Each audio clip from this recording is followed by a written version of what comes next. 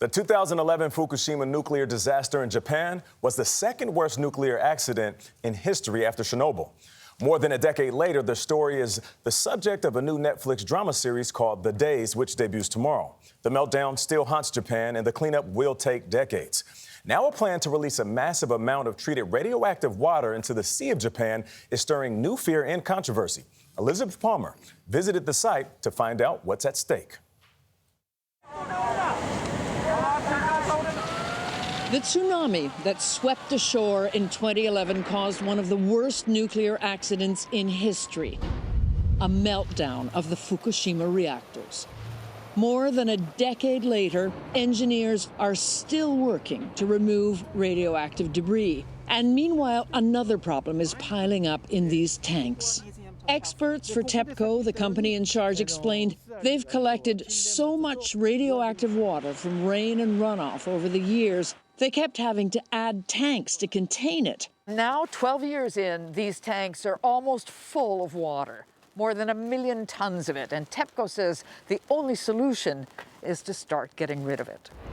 By piping it into the sea next to the plant. For Haruo Ono, who's been fishing this ocean all his life, that is an outrage. It's not a garbage dump, he tells me. They say it's safe, but the consequences could be 50 years down the road. There will be no consequences, says TEPCO, because its technology removes all radioactive compounds from the water except one, tritium, which stays in but is diluted to meet international standards. So even when the water is piped back into the sea, TEPCO says fish from Fukushima will be safe to eat. And it's raising some inside the nuclear plant to prove it. In this lab are fish, flounder, that are living in water with the same level of radiation as the water that is going to be released back into the sea. The tritium certainly hasn't affected their appetites. Ooh, these are lively. And tests show that back in normal seawater, they flush it out of their systems. The International Atomic Energy Agency broadly backs the tritium-laced water release, but will consumers actually eat the fish? Unlikely, says Haruo Ono, who is now looking at the end of his livelihood.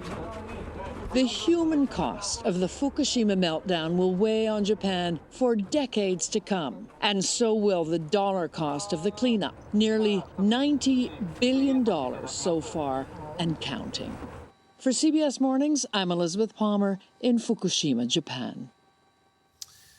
When it meets international standards, you got to ask yourself, what exactly are those standards?